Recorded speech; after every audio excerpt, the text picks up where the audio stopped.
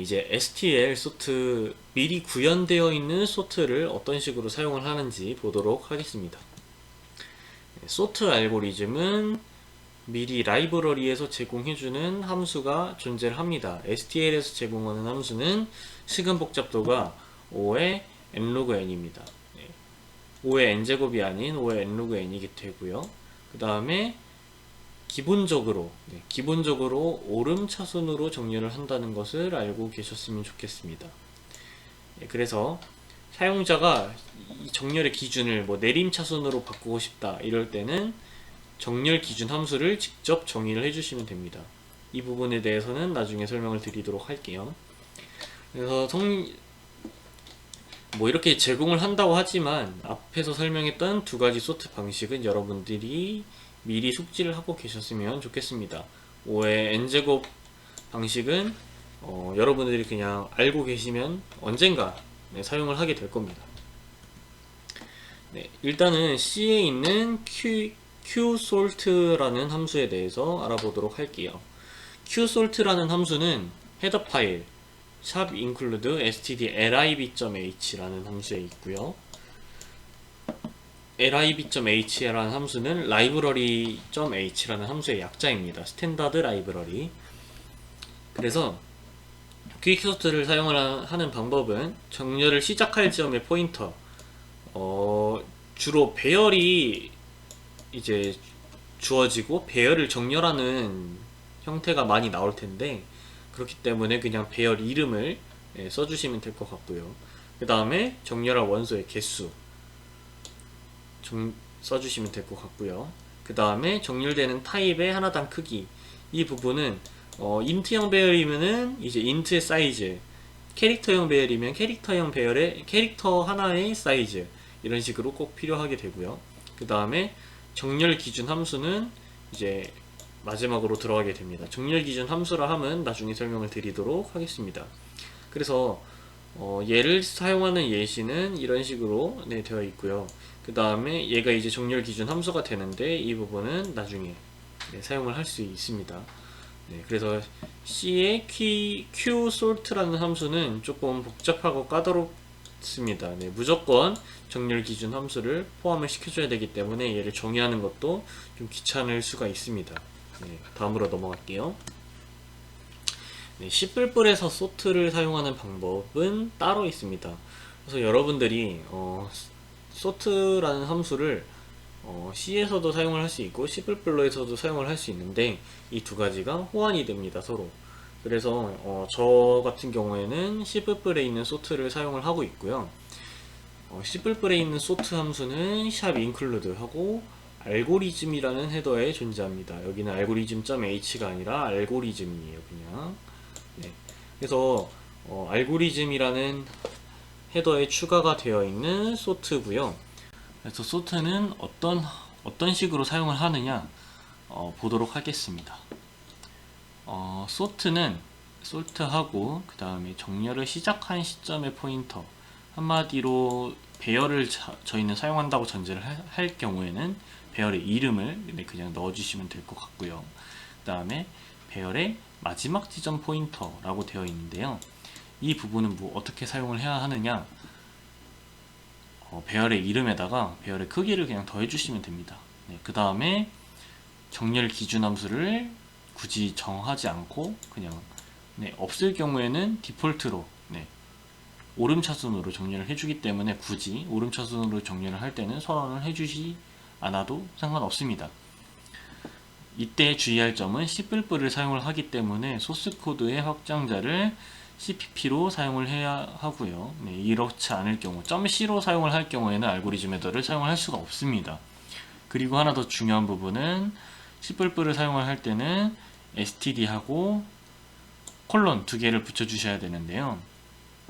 이거를 소트를 할 때마다 너무 사용을 하면은 이제 복잡하기 때문에 어떤 다른 방법을 하나를 더 소개를 해드리도록 하겠습니다.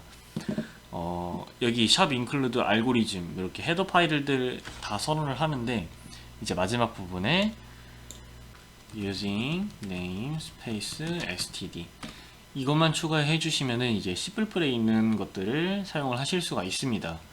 std를 굳이 사용을 하지 않고요. 네, 이 부분의 자세한 부분은 아마 여러분들이 객프 때 만약에 C++을 선택을 하신다면 배우실 수가 있고요.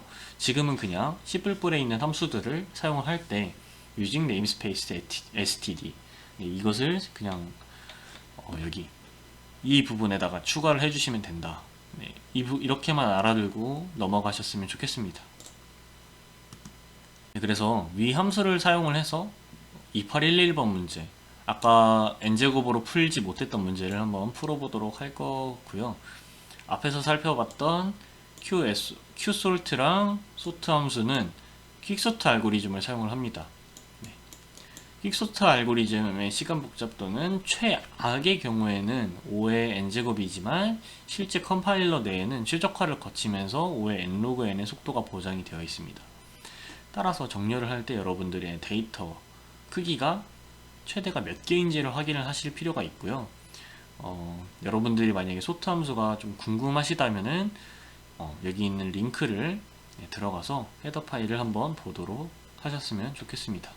네, 이제 정렬 기준 함수들 아까 나중에 설명을 드린다고 했던 부분인데요. 정렬 기준 함수에 대해서 설명을 드리도록 하겠습니다. 네, 정렬 기준 함수라 함은 이제 어떤 걸 기준으로 정렬을 할지 그것을 이제 정하는 함수인데요. qsolt와 salt와 같은 경우 이제 형식이 조금씩 다릅니다. qsolt는 조금 복잡하니까 그냥 sort 위주로 설명을 드리도록 할 거고요. C++의 sort 함수는 비워둘 수도 있고 비워뒀을 경우에는 오름차순으로 정렬을 한다는 것 다시 한번 강조를 드리고요. 내림차순으로 정렬을 하고 싶을 때 혹은 문자열을 사전순으로 정렬을 하고 싶을 때 뭐 이럴 경우에 직접 정렬의 기준을 제시를 해줘야 합니다.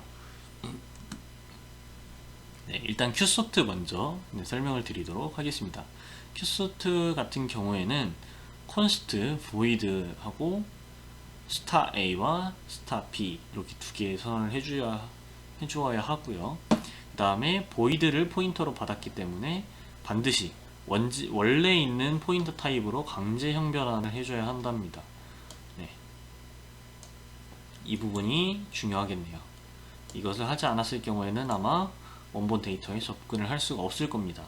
그 다음에 이제 기준 함수는 -1, 0, 1 이렇게 3개의 값을 반환을 해줘야 합니다.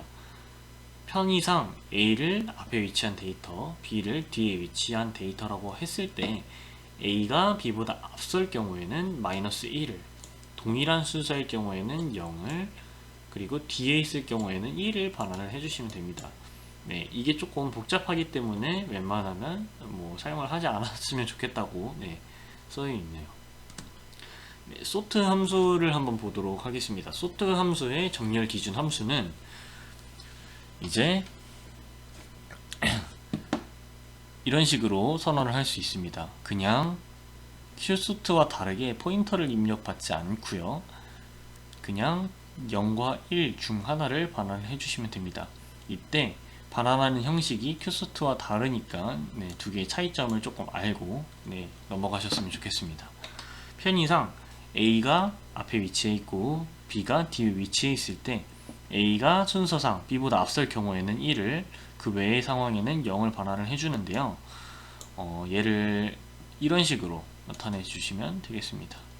이 말이 조금 어려울 수가 있는데 그래서 간단하게 좀 얘기를 하면은 if문 안에 조건이 정렬 조건 결과와 일치할 때는 1을 반환을 하고 그렇지 않을 때는 0을 반환을 한다고 생각을 하시면 됩니다.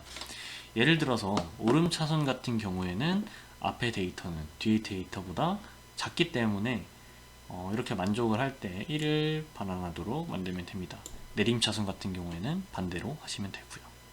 그래서 방금 전에 있는 코드는 오름차순 코드였으니까 사실상 필요하지 않았던 건데 이제 내림차순으로 하려면 어떻게 해야 되느냐, 그냥 부등호 방향만 바꿔주시면 됩니다. 네. 이렇게. 다음으로는 문자열을 사전순으로 정렬하는 방법인데요. 문자열 정렬 같은 경우에는 strcmp 함수를 사용을 해야 합니다. strcmp 함수 같은 경우에는 제가 문자열 심화할 때 다뤘던 내용이죠. 그래서 S1이 S2보다 사전순으로 앞설 경우에는 음수를 반환을 합니다. 그렇기 때문에 음수를 반환할 경우 리턴 1을 해주고 아닐 경우에는 리턴 0을 해주면 됩니다. 네, 오늘 강의는 여기까지고요. 네, 여러분들 모두 수고 많으셨습니다. 감사합니다.